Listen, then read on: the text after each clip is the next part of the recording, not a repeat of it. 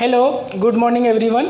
So last class में हमने question number 10, question number 11 and question number 12 को discuss किया था और वहाँ पे उनको बहुत अच्छे से हमने समझा था। आज की क्लास में हम question number 13, question number 14, 15 and 16 को हम डिस्कस करेंगे। क्वेश्चन नंबर 15 और क्वेश्चन नंबर 16 ऑब्जेक्टिव टाइप के क्वेश्चन है और उनको मैं आपको दो मेथड से यहाँ पे सिखाने वाला हूँ।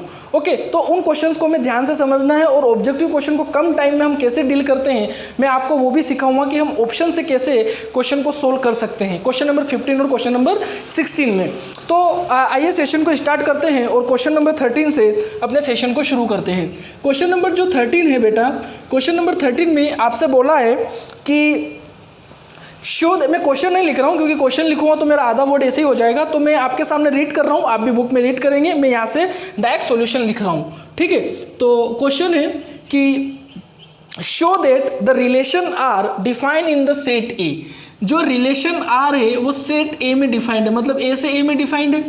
ठीक है, अब वो बोल रहा है कि defined in the set A of all polygons. जो सेट ए है वो है ऑल पॉलीगन्स। सेट ए है वो है ऑल पॉलीगन्स। पॉलीगन्स का मतलब क्या होता है? मेनी साइड, है ना, ऐसा शेप जिसमें एक से ज्यादा साइड हो, मेनी साइड। तो पॉलीगन्स में क्या क्या आ जाएंगे? Triangle, quadrilateral, pentagon, hexagon, octagon, ये सारे शेप इसमें आएंगे, है ना। पॉलीगन्स मतलब many side, triangle, quadrilateral, pentagon, hexagon, octagon सारे इसमें है। ठीक है, तो जो सेट है वो है ऑल पॉलीगन्स का। अब जो आपको रिलेशन उसने डिफाइन किया है वो बोल रहा है कि the set of all P1, P2 such that P1 and P2 have same number of side, have same number of sides. वो आपसे ये बोल रहा है कि P1 and P2 same number of sides है। तो वो बोल रहा है कि शो करो कि ये एक इक्विवेलेंस रिलेशन है। फर्दर पार्ट को हम बाद में सोल्व करेंगे, पहले हम इसको इक्विवेलेंस रिलेशन दिखा देते हैं। तो सबसे पहले हम बात करेंगे बेटा किसकी? रिफ्लेक्सिव रिलेशन की। तो रिफ्लेक्सिव रिलेशन कब होता है? जब A बिलोंग्स टू R होता है। फॉर एवरी डबलेट फॉर्म होती है ना, for every A belongs to set A। तो अब हम जो बात करेंगे वो किसकी करेंगे? यहाँ पे जो P1 और P2 वो दो पॉलीगन्स है और बोल रहे हैं कि P1 पॉलीगन है, P2 पॉलीगन में सेम नंबर ऑफ साइड्स है, ये उसने रिलेशन दिया है। तो अभी जो हमें डबलेट फॉर्म वो P1, P1 लेना है, belongs to R for every P1 belongs to set A। तो यहाँ से क्या लिखोगे? P1 and P1 have same number of side. P1 and P1 have same number of sides. तो ये तो ऑब्वियस है ना। तो that means R is reflexive. ठीक है, अब बात करोगे किसकी? आप सिमेट्रिक की। किसकी बात करोगे बेटा? सिमेट्रिक की। तो सिमेट्रिक में क्या लिखते हो कि अगर AB belongs to R implies that BA belongs to भी R होना चाहिए। तो आप क्या लिखोगे कि P1, P2 belongs to R। इसका क्या मतलब हुआ कि P1 and P2 have same number of sides, है ना। अब आप चेक करोगे किसके लिए? For P2, P1। तो यहाँ से क्या लिखोगे कि P2 and P1 have same number of sides. तो आप मुझे बताओ कि एक पॉलीगन P1 और एक पॉलीगन P2 है, इसमें सेम नंबर ऑफ साइड्स है, तो P2 और P1 में भी तो सेम नंबर साइड है, ऑब्वियस है। तो यहाँ से क्या लिखोगे कि P2, P1 belongs to R। That means R is symmetric, है ना। ये कर लोगे। अब आप बात करोगे किसकी? ट्रांजिटिव की। किसकी बात करोगे बेटा? ट्रांजिटिव की। तो क्या ट्रांजिटिव कब होता है? जब AB belongs to R and BC belongs to R होता है। इम्प्लाइज करता है कि अगर AC भी R से बिलोंग हुआ तो रिलेशन एक ट्रांजिटिव रिलेशन होता है। तो कैसे चेक करोगे? सबसे पहले P1, P2 के लिए चेक करोगे कि P1, P2 belongs to R का क्या लिखोगे कि P1 and P2 have same number of sides, है ना। तो फिर क्या लिखोगे? एंड फिर किसके लिए लिखोगे? P2, P3 के लिए। तो अब आप मुझे बताओ कि P2, P3 के लिए क्या लिखोगे? P2 and P3 have same number of sides, है ना, वो लिख दोगे। फिर किसके लिए चेक करने जाओगे? AC के लिए, मतलब P1, P3 के लिए। तो उसके लिए क्या लिखोगे कि P1 एंड, यहाँ बिलोंग्स टू नहीं लिखा क्योंकि चेक कर रहे हैं अभी, तो P1 and P3 have same number of sides. अब मेरी बात सुनो, P1 और P2 में सेम नंबर ऑफ साइड है, मान लो कि वो K है, तो P2 और P3 में भी सेम नंबर ऑफ साइड है, वो भी K है। ये हमें रिलेशन से पता चला। तो फिर वो बोल रहे हैं कि क्या P1 और P3 में सेम होगी, तो यस, इसमें भी K इसमें भी K है, तो P1 P3 में भी K होगी। तो यहाँ से क्या लिखोगे कि P1, P3 belongs to R, that means R is transitive, that means R is transitive। इतना कर दोगे तो आपका जो रिलेशन है वो एक इक्विवेलेंस रिलेशन आ जाएगा, क्योंकि इक्विवेलेंस रिलेशन कब होता है, जब आपका रिलेशन रिफ्लेक्सिव, सिमेट्रिक और ट्रांजिटिव तीनों हो। तो अभी तीनों आ गया, तो आप लिख देना कि that means R is an equivalence relation. Okay, तो आप इसको नोट कर लेना। अभी जो मैं है आगे आपको फर्दर वाला पार्ट सोल्व करवा रहा हूँ। फर्दर वाला पार्ट क्या है आप उसको रीड करो, बुक में क्या दिया हुआ है बुक में, उसको रीड करो। फर्दर पार्ट में आपसे ये पूछा है कि आपको एक सेट ए में एक ऐसा सेट ढूंढना है जो एक राइट एंगल ट्राइंगल जिसकी साइड 3,4,5 हो उससे वो रिलेटेड हो। ये एक क्वेश्चन उसने फर्दर पार्ट में आपसे पूछा है। ओके, तो मैं फर्दर को सोल्व कर रहा हूँ। ठीक है, फर्दर पार्ट में आपसे बेटा वो ये बोल रहा है कि what is the set of all elements in A, मतलब ए जो सेट है वो है ऑल पॉलीगन्स। अब वो ये बोल रहा है कि इस ए सेट में एक और सेट ऐसा कौन सा होगा जो एक राइट एंगल ट्राइंगल 3, 4 जिसकी साइड 3, 4, 5 है और जिसका नाम T है, वो राइट एंगल ट्राइंगल उस सेट से बिलोंग करे। बात समझ रहे हो? वो ये बोल रहा है कि सेट ए में एक सेट और कौन सा होगा जिससे राइट एंगल ट्राइंगल बिलोंग करेगा, है ना? वो यही तो बोल रहा है कि what is the set of all elements in A, मतलब ए सेट में एक और कौन सा सेट होगा जिससे राइट एंगल ट्राइंगल 3,4,5 जिसकी साइड है वो बिलोंग करेगा। तो ये एक राइट एंगल ट्राइंगल, अब पॉलीगन में क्या होंगे, ट्राइंगल होंगे, तो राइट एंगल ट्राइंगल किससे रिलेट करेगा, ट्राइंगल से रिलेट करेगा। तो आप क्या लिखोगे, सेट ऑफ ऑल ट्राइंगल्स। इसी से तो राइट एंगल ट्राइंगल बिलोंग करेगा। क्वाड्रिलेटरल, पेंटागन, हेक्सागन, ऑक्टागन उनसे थोड़ी बिलोंग करेगा, क्योंकि इसकी साइड कितनी है 3, तो ये 3 साइड वाले से तो बिलोंग करेगा, मतलब सेट ऑफ ऑल ट्राइंगल से राइट एंगल ट्राइंगल बिलोंग करेगा। तो आपका आंसर क्या हो जाएगा, सेट ऑफ ऑल ट्राइंगल। तो this is all about question number 13। इसको नोट करो, फिर 14 देखते हैं।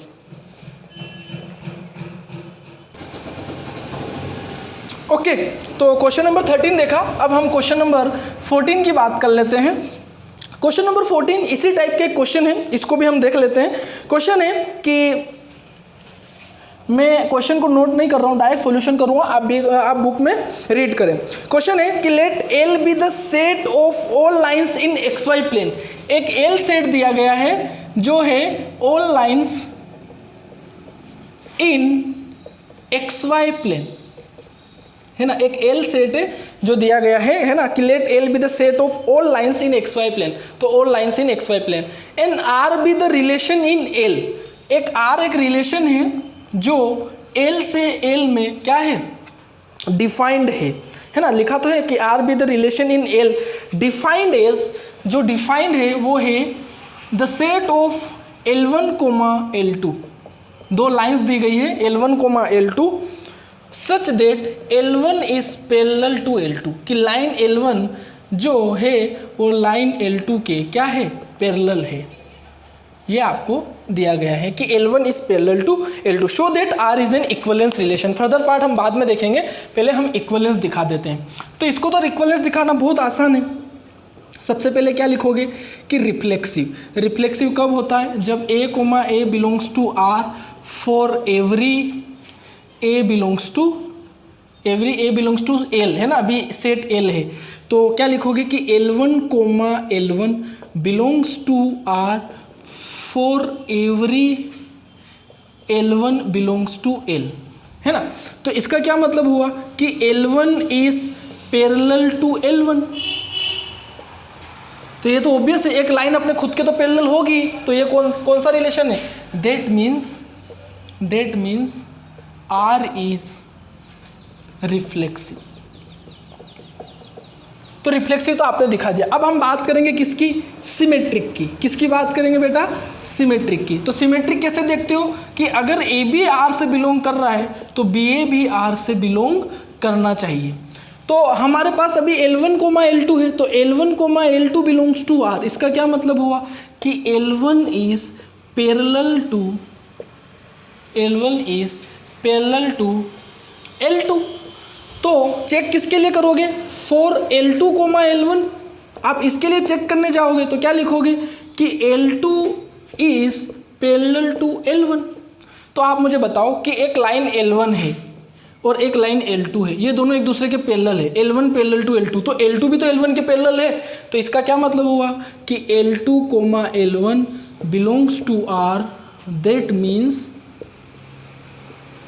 Means R is symmetric.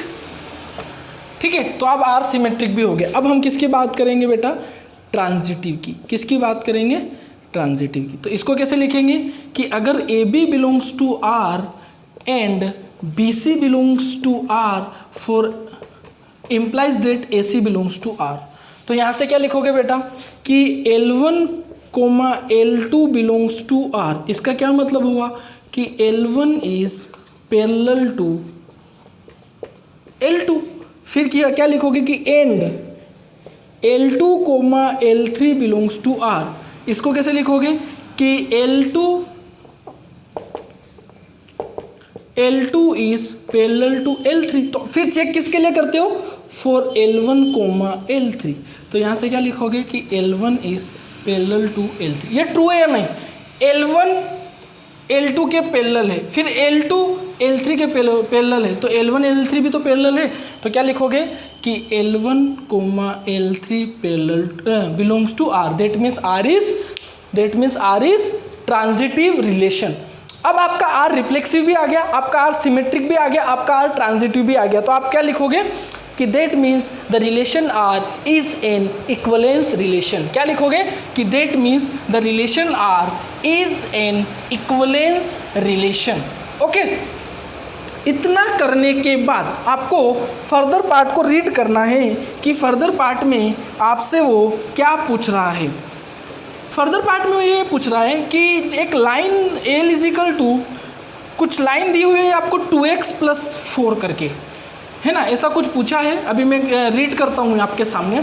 Question जो 14 के फर्दर पार्ट में पूछा है वो ये पूछ रहा है कि find the set of all lines related to the line y is equal to 2x + 4। एक लाइन है y इजिकल टू 2x + 4, आपको वो सारी लाइंस बतानी है ना, set of all lines related to this line. आपको सेट ऑफ ऑल लाइंस बतानी है जो इस लाइन से रिलेट करे, इस लाइन से रिलेट ये करे। इसका क्या मतलब हुआ, अच्छा ये लाइन कौन सी लाइन है, अगर आप जनरल बताओ तो y is equal to mx + c की फॉर्म है, जिसमें m स्लोप होता है और c इंटरसेप्ट होता है ना। अब वो ये बोल रहा है कि आपको सेट ऑफ आपको वो सारी लाइंस बतानी है, उन सारी लाइंस का सेट बताना है, उन सारी लाइंस का सेट बताना है जो इस लाइन से रिलेट हो। रिलेट का मतलब है कि इस रिलेशन की कंडीशन को फॉलो करे। तो कंडीशन क्या है कि एक लाइन दूसरे लाइन के पैरेलल है, मतलब इस लाइन के पैरेलल लाइंस आपको बतानी है। तो y is equal to mx + c के पैरेलल लाइंस कौन सी होती है, ऐसी लाइन जिनकी स्लोप सेम हो, ऐसी लाइंस जिनकी स्लोप सेम हो बट इंटरसेप्ट चेंज हो, है ना, ऐसी लाइन जिनकी स्लोप सेम हो और अगर उनका इंटरसेप्ट चेंज हो तो वो लाइंस पैरेलल लाइंस होती है। तो आपको कौन सी किस लाइन के पैरेलल लाइंस बतानी है, आपको इस लाइन के पैरेलल लाइंस बतानी है। तो इस लाइन के पैरेलल लाइंस कौन सी होगी, ऐसी लाइंस जिनकी स्लोप सेम हो। तो अभी स्लोप कितनी है, कंपेयर करो ना 2, तो स्लोप तो सेम हो बट इंटरसेप्ट चेंज हो। तो आप इंटरसेप्ट को c लिख दो और यहाँ लिख दो कि c belongs to real number, मतलब आप c की वैल्यू चेंज करते जाओ, आपकी लाइन पे जैसे आपने C2 रखा तो इसकी एक पैरेलल लाइन आ गई, आपने C3 रखा तो दूसरी अनदर पैरेलल लाइन आ गई, C5 रखा अनदर पैरेलल लाइन आ गई, C6 रखा अनदर पैरेलल लाइन आ गई। तो आप C की वैल्यू चेंज करते जाओगे, आपकी अलग अलग पैरेलल लाइंस आती जाएगी और आपका एक सेट बनता जाएगा। तो क्या आएगा, इनकी पैरेलल लाइन क्या आएगी, y is equal to 2x + c। तो यहाँ लिख देना सेट ऑफ ऑल लाइंस, है ना, set of all lines y is equal to 2x plus c और c belongs to real number. c की वैल्यू चेंज करते जाओ, आपकी पैरेलल लाइन्स आती जाएगी और आपका सेट बनता जाएगा। ठीक है, तो आपका आंसर क्या होगा, y is equal to 2x plus c, c belongs to real number. Okay, तो इसके पैरेलल लाइंस कौन सी लाइन होती है, जिनकी स्लोप सेम और इंटरसेप्ट चेंज हो। ओके, तो this is all about question number 14।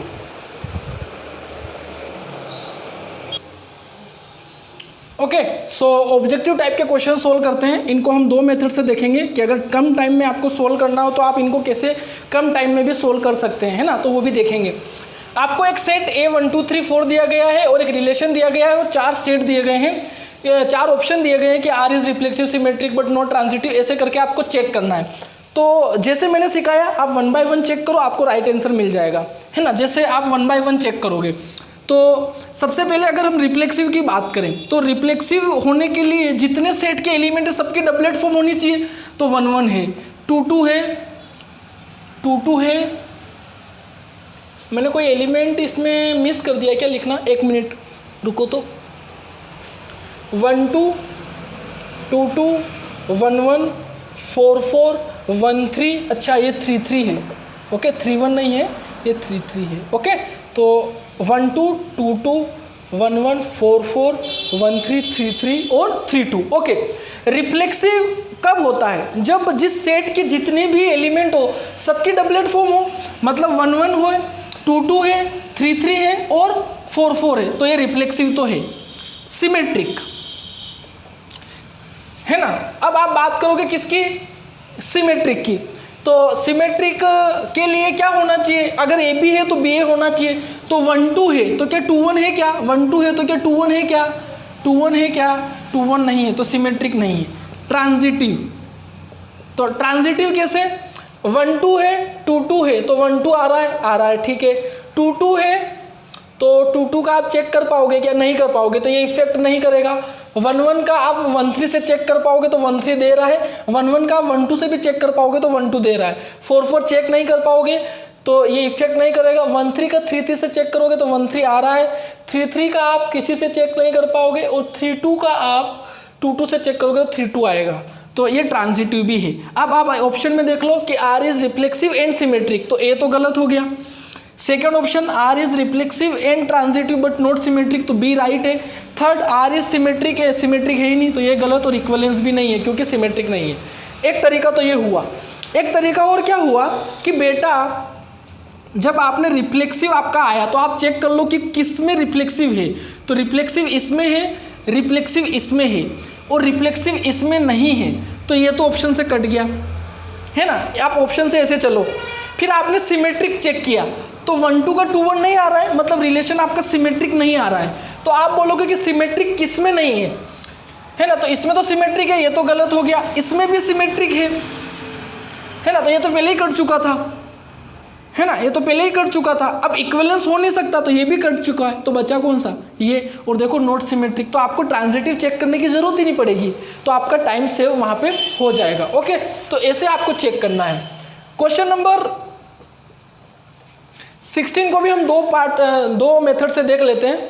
First method देखते हैं कि एक सेट R नेचुरल नंबर से नेचुरल नंबर में डिफाइंड है और जो रिलेशन है वो the set of all A, B such that A is equal to B - 2 और B ग्रेटर देन 6। तो आप सबसे बढ़िया है कि ऑर्डर्ड पेयर बना लो यहाँ पे, है ना, रोस्टर फॉर्म में लिख लो। B ग्रेटर देन 6 है तो सबसे पहले B की वैल्यू क्या रखोगे, अच्छा, और ऑर्डर्ड पेयर A, B में लिखने हैं, है ना। तो B ग्रेटर देन 6 है और नेचुरल नंबर है, दोनों नेचुरल नंबर से बिलोंग करेंगे, तो B सबसे पहले 7 रखोगे तो A कितना मिलेगा 5, फिर B 8 रखोगे, है ना, B 8 रखोगे तो A कितना मिलेगा 6, B कितना रखोगे 9 रखोगे तो A कितना मिलेगा 5, B कितना रखोगे 11, अच्छा 9 7 8 9 10 रखोगे तो A कितना मिलेगा 8, B कितना रखोगे 11 तो A कितना मिलेगा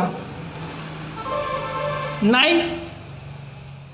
अगर आप B 12 रखोगे तो A कितना मिलेगा 10, है ना। तो ऐसे आप रखते जाओगे और ऑर्डर्ड पेयर आते जाएंगे। तो एक बार ऑप्शन की तरफ भी तो देखो, आप ऐसे रखोगे तो आपके तो बहुत सारे ऑर्डर्ड पेयर आएंगे।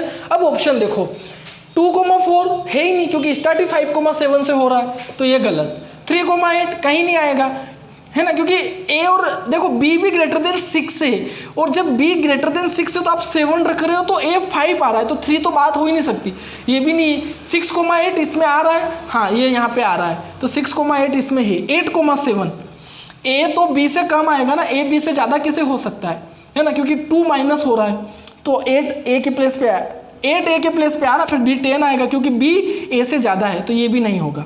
एक तरीका तो ये हुआ, आप सी ऑप्शन टिक कर दोगे। मेथड 2 क्या है, आप ऑप्शन से चेक कर लो। मेथड 2 आपका टाइम सेव हो जाएगा, आपको इतने सारे ऑर्डर्ड पेयर नहीं बनाने पड़ेंगे। कैसे चेक करोगे कि आप बी की वैल्यू देखो, ये ए और बी के ऑर्डर्ड पेयर है, तो आप बी की वैल्यू डायरेक्ट यहाँ पुट करो, तो बी 4 पुट कर रहे हो।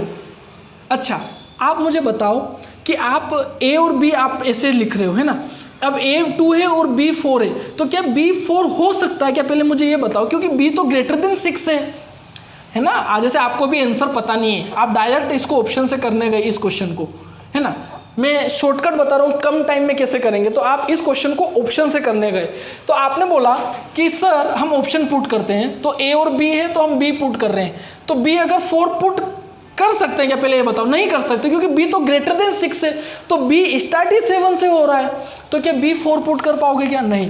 क्या बी 8 पुट कर पाओगे, हाँ कर पाएंगे, क्योंकि ग्रेटर देन 6 है। 8 पुट करोगे यहाँ पे, तो 8 माइनस 2 ए कितना आ जाएगा, 6 आ जाएगा, जबकि ये ए कितना लिख रहा है, 3 लिख रहा है, तो गलत है। क्या बी फिर 8 पुट कर पाओगे, यस। 8 पुट करोगे तो ए कितना आ रहा है, 6, तो ये राइट है। हाँ, बी 7 पुट करोगे, कर पाओगे, तो 7 पुट करोगे तो ए 5 मिलेगा, तो ये आ रहा है क्या, नहीं आ रहा है, तो कौन सा ऑप्शन आएगा, सी ऑप्शन, है ना। तो ऐसे भी आप चेक कर सकते हो, ठीक है। तो ये है आज की क्लास में हमने एक्सरसाइज 1.1 को कंप्लीट किया है, क्वेश्चन 13, 14, 15 और 16 को यहाँ पे देखा है, ठीक है। तो यहाँ पे अपनी एक्सरसाइज 1.1 कंप्लीट होती है, मतलब टाइप्स ऑफ रिलेशन कंप्लीट होते हैं। नेक्स्ट क्लास से हम टाइप्स ऑफ फंक्शन स्टार्ट करेंगे, ओके। तो आप अपना वर्क यहाँ तक कंप्लीट रखें, ठीक है। और देखो, सबसे जो मेन बात है इस चैप्टर में वो यही है कि आपको इस चैप्टर को टाइम टू टाइम रिवाइज करते रहना है, ताकि आप चीज़ों को भूलें नहीं, है ना। तो बस आप इतना ही ध्यान रखें कि जैसे अब टाइप्स ऑफ रिलेशन ओवर हो चुका है आज, तो आप ये कोशिश करें कि 3-4 दिन के बाद एक बार फिर से इसको थोड़ा सा रिवाइज कर ले, 2-3 क्वेश्चन इसके ट्राई कर ले, है ना, 2-3 क्वेश्चन ट्राई कर ले, प्रैक्टिस कर ले और कंसेप्ट इसके रिवाइज कर ले। ऐसे आप इनको टाइम टू टाइम रिवाइज करते रहोगे तो ये चैप्टर आपके माइंड में रहेगा, ठीक है। तो आप फिर इससे लिंक नहीं टूटेगा आपका, ठीक है। तो टाइप्स ऑफ रिलेशन यहाँ पे ओवर होता है। नेक्स्ट क्लास से हम टाइप्स ऑफ फंक्शन स्टार्ट करेंगे, ठीक है। वीडियो अगर आपको अच्छी लगी हो, आपने यहाँ से कुछ सीखा हो, तो ज़रूर लाइक करें। चैनल को अगर सब्सक्राइब नहीं किया है तो उसको सब्सक्राइब करें, और अपने दोस्तों के साथ वीडियो को ज़रूर शेयर करें, ओके। तो मिलते हैं नेक्स्ट क्लास में, तब तक अपना ध्यान रखें और हमेशा खुश रहें। बाय।